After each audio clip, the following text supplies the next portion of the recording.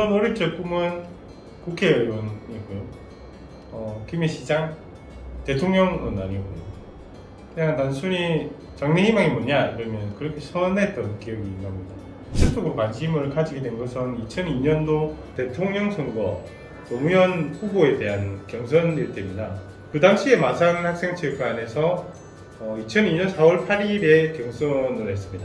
그날이 토요일이었던 걸로 기억하는데요.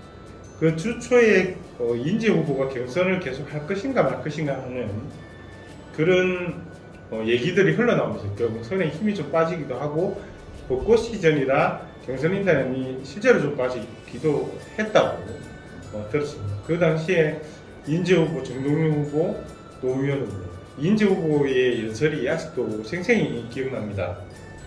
충청도 어느 깊은 산골 가난한 농부의 아들로 태어나 벽에서 떨어지는 흙조각을 과자처럼 씹던 기억도 새롭습니다. 이렇게 연설을 시작했거든요. 노무현 후보께서 나오셔서 저도 가난한 농부의 아들로 태어났습니다.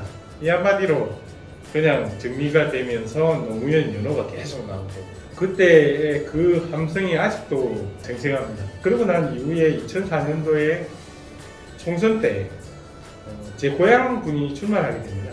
고향군이라는 이유로 돕게 됐고 그러고 나서 2006년도에 김해 시장 선거와 김해 시의원 선거를 도와주는 동문회 관련해서 이렇게 선거를 좀 도와주는 그 정도였습니다. 그런데 2006년도에 열린우리당 청년위원장을 냈습니다. 김해갑. 그러고 난 이후에 2006년도 10월 달에 노무현 대통령님 생신날 청와대를 갔습니다. 그 당시 에쿠스 차량이 세대가 뒤뜰로 이렇게 오는 모습이 생생하고요.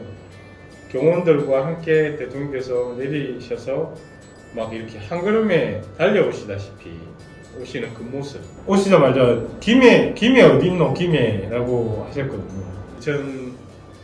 2008년도 민주당 김해갑 국회의원 선거에 제가 상황실에 출장을 했는데요. 그리고 2010년도에 지금 김종환 의원님이 그 당시에 무소속 기호 7번으로 출마를 하셨는데 김해을 연락소 소장을 제가 했습니다. 2011년도에 김태호 의원과 이봉수 보궐선거, 국회의원 보궐선거를 직전에 제가 2010년도에 김해을 연락소장을 했기 때문에 김해을의 보궐선거는 김해을 지형을 누구보다 잘 아는 저를 이제 강력하게 추천을 하시고 몇 안 되는 지역 사람으로 캠프기를 오게 됐는데요. 그 당시에도 상황실장을 했습니다. 노무현 대통령님이 퇴임을 하시고 난 이후에 처음으로 환경단체의 고문을 맡으셨어요. 그 환경단체가 맑은 사랑 사람들이라는 환경단체였는데 그 당시에 사단법인의 사무국장을 제가 맡고 있었고 노무현 대통령께서 퇴임하시고 고문을 수락하시게 되는데 그런 분들과 함께 동의서를 받았습니다. 제가 이제 긴장한 나머지 볼펜을 여기다 꽂아두고 여기서 볼펜을 한참 찾다가 못 찾아서 급하게 이제 볼펜을 하나 빌려서 이렇게 드렸는데 취임서에 서명을 하시면서 노 이렇게 쓰시면서 볼펜 촉이 이제 끝이 플라스틱 깨져서요. 펜이 이렇게 노는 거예요. 제대로 서명을 하실 수가 없어서 이렇게 펜을 직접 꺼내셔서 이제 이렇게 서명을 하시면서 저를 빤히 한번 쳐다보시더라고요. 되게 민망했죠. 그 대통령께서 하시는 말씀이 사무국장 월급 많이 받나? 월급 많이 줄라 해라. 이렇게 말씀을 하신 게 생생합니다. 지금은 제일 아쉬운 게요. 대통령과 저와 두 사람만 나온 사진이 없습니다. 물론 많은 분들께서 없으시겠지만 언제라도 찍으면 될 줄 알았죠. 정치는 기본적으로 석은지심 역지사지의 마음을 가지고 있어야 된다. 저는 그렇게 생각합니다. 정치는 약자를 대변하는 것이다. 이렇게 배웠습니다. 조 의원은 같은 맥락에서 말씀드리면 지역을 좀 살피면서 물론 민원도 많습니다. 민원은 두 가지인데요. 해결되는 민원과 해결되지 않은 민원. 해결되지 않은 민원은 그래도 얘기를 할 때 들어주는 보통은 해결이 잘 안 돼서 오는 경우가 많고 중립적 입장에서 개선되도록 노력해주는 이런 역할도 좀 필요하고요. 경상남도의 정책과 재원을 어디에 사용할 것인가를 결정해서 의회에서 예산을 어디 쓸 것인가를 통과하게 시켜줘야 됩니다.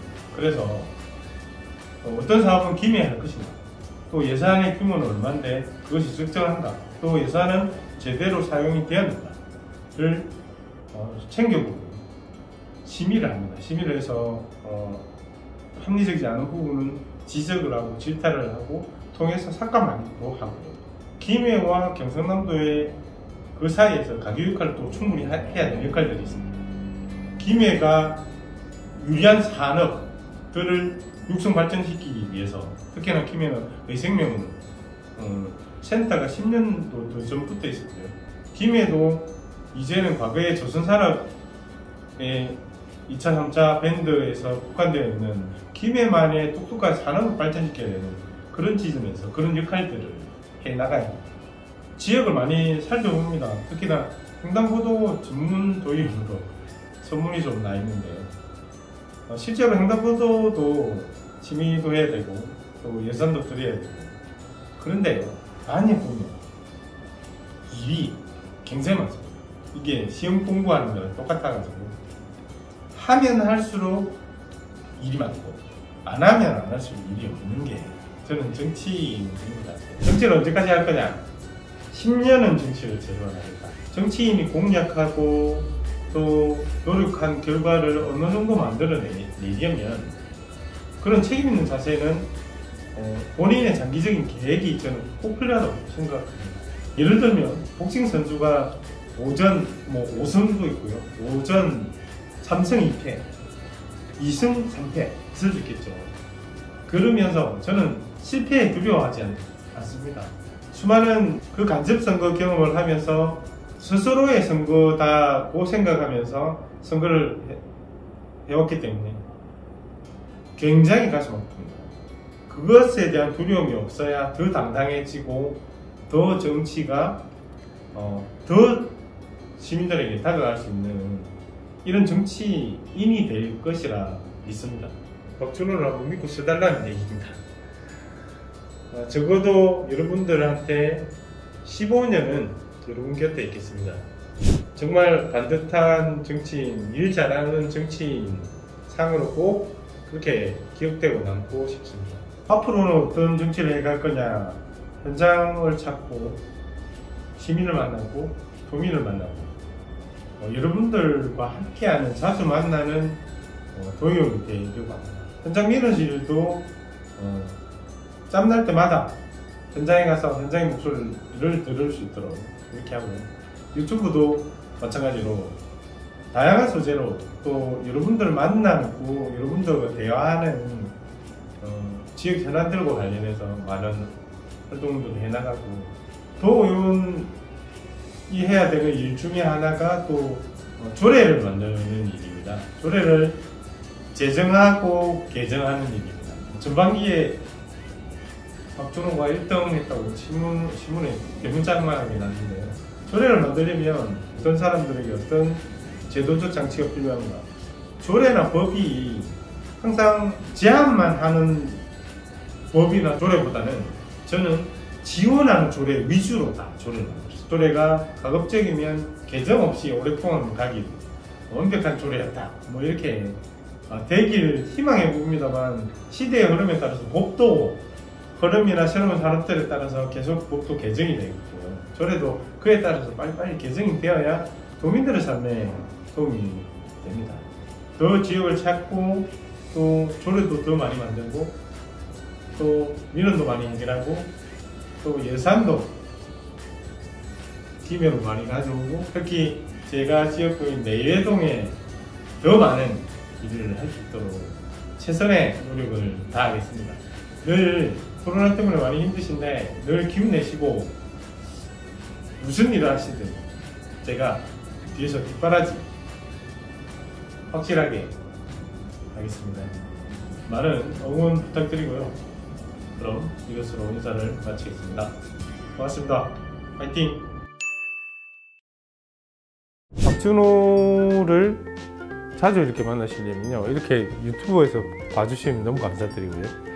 또 하나는 카카오톡 친구에서 박준호를 검색하시면 밑에 채널에 박준호 도의원이라고 나와요. 거기에서 채널 추가하시면 제가 일주일에 한 번 정도는 이렇게 소식을 이렇게 보내드립니다. 그 소식은 정책이나 또 뭐 이렇게 접수해야 되는 거나 생활에 유용한 뭐 이런 거 보내드릴 테니까, 또 제 홍보도 보내드릴 테니까 한번 이렇게 채널 추가 부탁드립니다.